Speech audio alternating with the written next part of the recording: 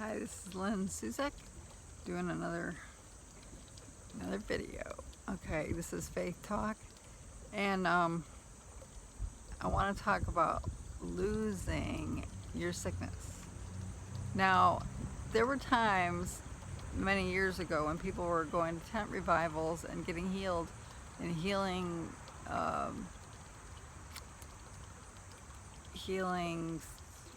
tent meetings, and then people like Catherine Coleman and others got a kind of a bad name because people heard that people got healed and then they lost their healing.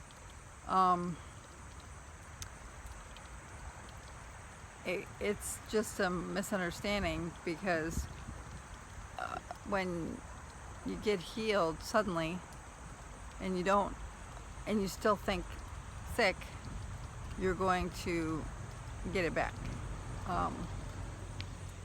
It's because sickness can go back and forth, and paralysis, anything. You can basically, we don't talk about losing your sickness. I think that's the way I want to put it. Oop, lost my sickness, don't know where it went. Things they come on suddenly and they can leave suddenly because power of suggestion or however they get in. It's just a change in your physical feeling and ability that can happen by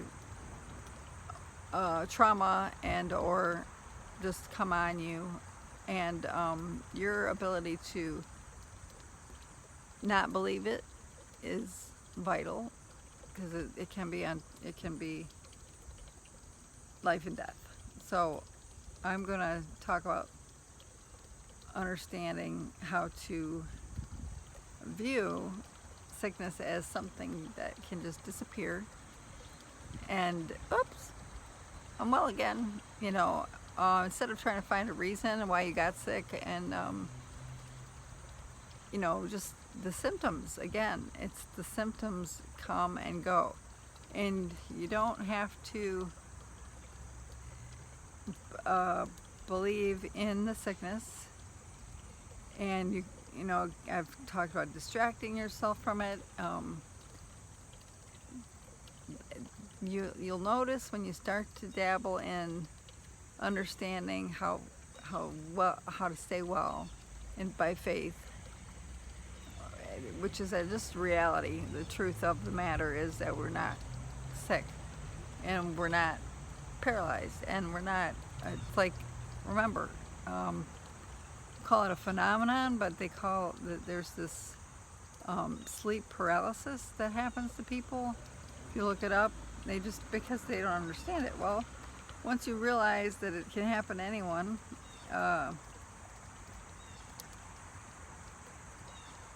that sickness, isn't a thing that has to, a sickness or disease, trauma, doesn't have to stay. Very short-lived if you live by faith.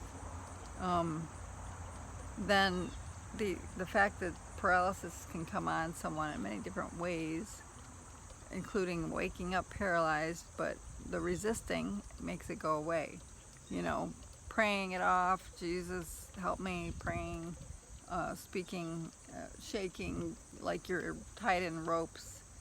Just, it's terrifying. But that's because it's like, why am I paralyzed? The same thing can be true with it happening for other reasons, or suddenly getting the flu. But the more you talk about the reasons that you have the sickness or whatever, and all you're doing is talking yourself into it, believing that it has to stay and only certain things can fix it. The less you believe in sickness and disease and injury and trauma, the more you will stay. And just start retraining your mind. I know that's the mind of Christ. So all the unbelief is just knowledge of demise, knowledge of sickness, knowledge, learning, learning about sickness is the worst thing you can do. Not learning, or make sure you don't learn about, whatever diagnosis they give you, because unless they tell you it can be healed, it's going to be hard to get,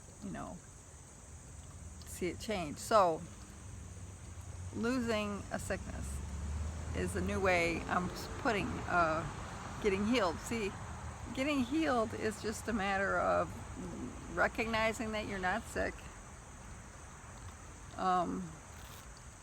a realization of the truth, and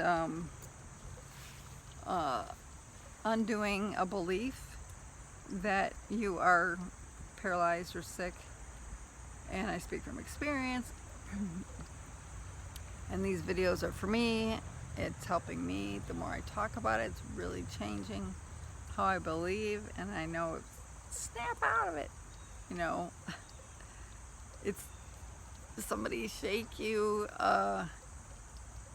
Lots of people have gotten well by maybe having an accident, and all of a sudden they're healed. And the doctors, medical field calls these phenomenons because they don't understand, but they make sense when you start to understand faith, or the truth that we don't have to be sick because Jesus took it all. Now, before the cross, I'm willing to believe that there was sickness and disease, but after, we don't have to have it anymore. Don't know that much about before the cross, except there were curses and blessings, and I'm not sure about all that, except that I know that what we're supposed to have is life, and that more abundantly. And the more you imagine yourself well, the better you feel. And when the more statements like this isn't even real, that's faith in action. I don't even believe this, according to, if you're having a headache or pain isn't real. I'll tell you, I've had a few things leave when I said that. Something that seemed like an infection. You've got to get used to not believing in pain, sickness, disease,